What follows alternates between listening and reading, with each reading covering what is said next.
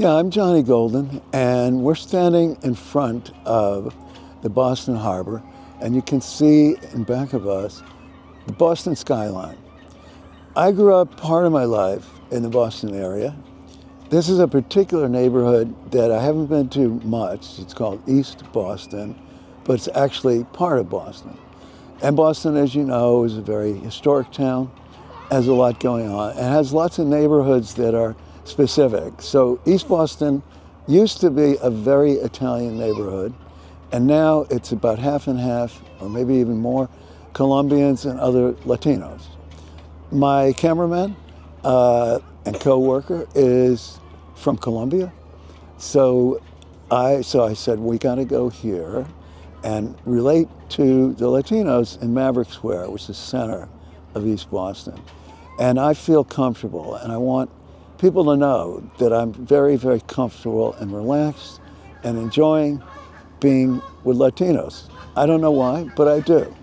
Well, because they're warm and friendly and more spontaneous, very family-oriented, and they welcome outsiders. They're pretty welcoming of people in general. Yeah, unlike a lot of Bostonians, they're not uptight. They're very friendly and extroverted, like myself. So I have an interesting story about how it started out with a connection with Latinos, a very funny story. And it was in Boston many, many, many years ago. And, they always talked about blacks and Latinos being kind of a common force. And the idea was that Latinos were angry. But what happened was, my first wife was working in a Hispanic multicultural, multi-service center in Roxbury, Mass, in Boston. And she was talking to this guy who was very, very, very black. And I thought that maybe he was angry or something. And then I found out he was from Honduras. And I said, what was he talking about? So I'm thinking, well, maybe he's talking about heavy stuff. And no, he was talking about the issue of bananas. They can't get really good bananas here compared to his home country.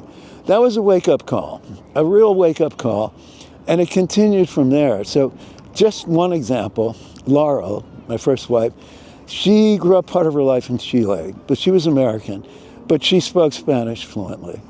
And she had done work at a young age, volunteer stuff, with the United Farm Workers in California, who were Hispanic, Mexican immigrant workers who worked in the fields in California, hard work. And the leader of the United Farm Workers, which was a union that was started, was a famous, famous guy named Cesar Chavez. And one time, we were living in LA at this point, and we went to La Paz, which means the peace, which was a retreat center for the United Farm Workers. And there was some special event going on. And there was a film they were showing, a documentary film. And I literally sat next to Cesar Chavez. And he was a very meditative kind of guy. He was sitting in a meditation kind of style and was able to watch this very intense, very anxiety-provoking film, just in a mellow, mellow thing. So after that, I met another woman who was from Venezuela, but also Jewish American, but spoke Spanish fluently. I went to Venezuela 4 times, met her family, who were American, but also met a lot of people there. And then I had already I've gone to Dominican Republic 7 times, been to Peru 3 times, and Colombia twice, and so forth.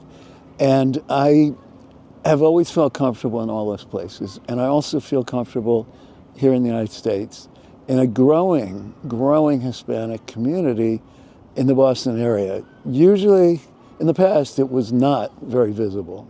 And in the last 20 years, it's really changed.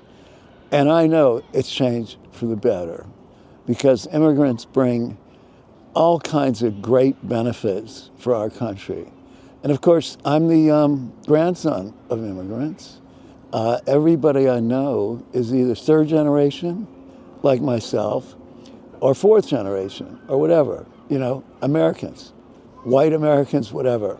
And so I identify with and feel sympathy for and affiliation for and outrage about what is happening about immigration and the scapegoating of immigrants as though that they're not bringing great benefits to our country, which they are in every kind of cultural way and all kinds of economic ways, all kinds of ways. They're not primarily criminal. That's outrageous. There's a very, very, very low crime rate among immigrants, Hispanic immigrants in general. And so they have, they've been wonderful for our country, and I feel very good about it. What the heck, man? What the hell?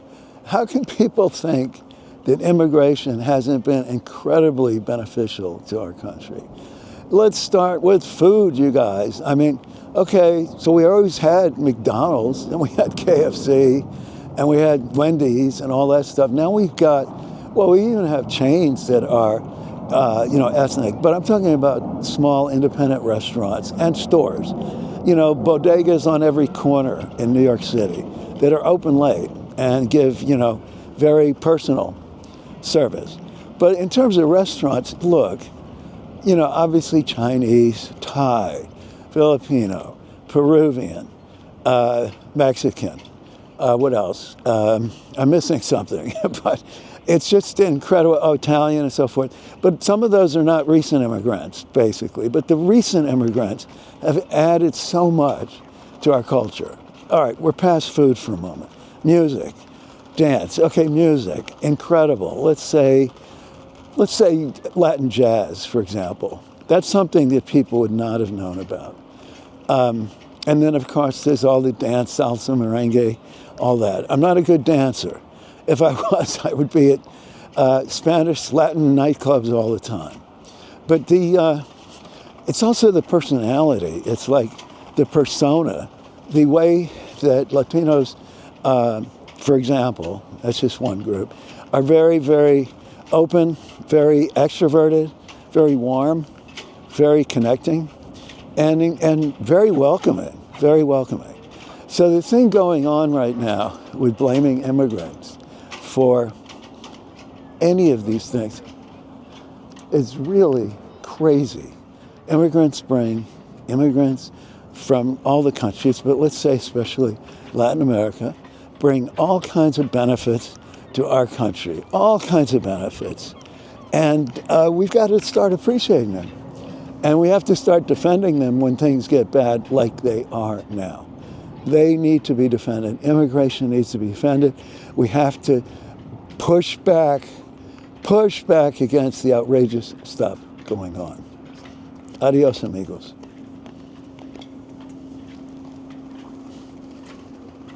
Hola.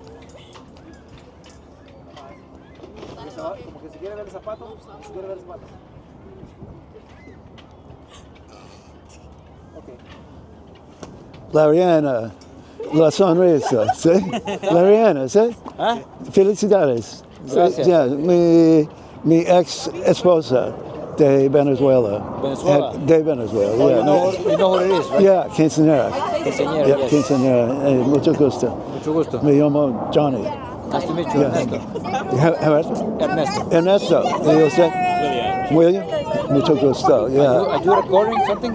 He's doing that for a podcast thing. Podcast. Here, I'll give you. Wait a minute. Wait, I have it.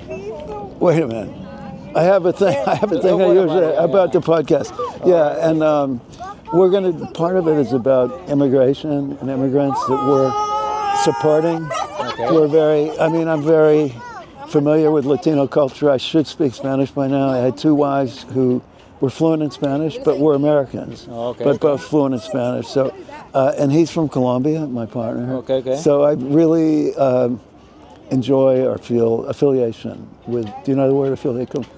Affiliación? Sí. ¿Cómo se llama? Okay, good.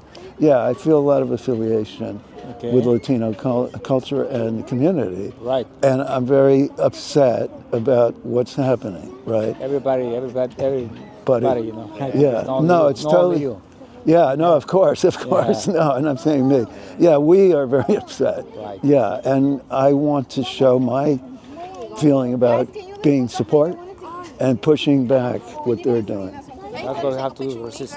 Thank you. Yeah. Appreciate that. You know, I mean, it's a time that we should be united. You know. Oh yeah, yes, exactly. Exactamento. Yeah. I mean, I'm not great. I'm just one guy, but I'm not famous. But Right, you know. me and all That's what we needed, you know. Be if people, together. yeah. Gracias. Yeah. God Soledad, bless you, right? Soledad siempre. I think solidaridad, solidarity forever. Soledad siempre. Solidaridad. Right. No, I'll be fluent. I think one of these days. Hey, you're doing pretty good, man. Really? Yeah, great, man. Nice meeting you. Nice to meet you guys. Yeah. And what's your first name? Will. Okay. Okay. That was good. Oh, what I think is like, that proved exactly what I'm talking about. My God, you know, talk about a family, talk about tradition, talk about an open, warm culture, talking about how easy it is to be appreciated if you just speak a few words of Spanish, even if they're terrible, you know.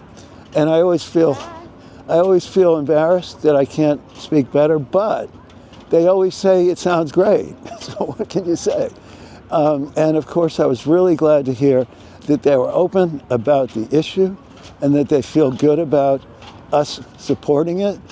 And they also agree that we have to push back, and all groups, all of us have to be in solidarity and work together to push back against what's going on.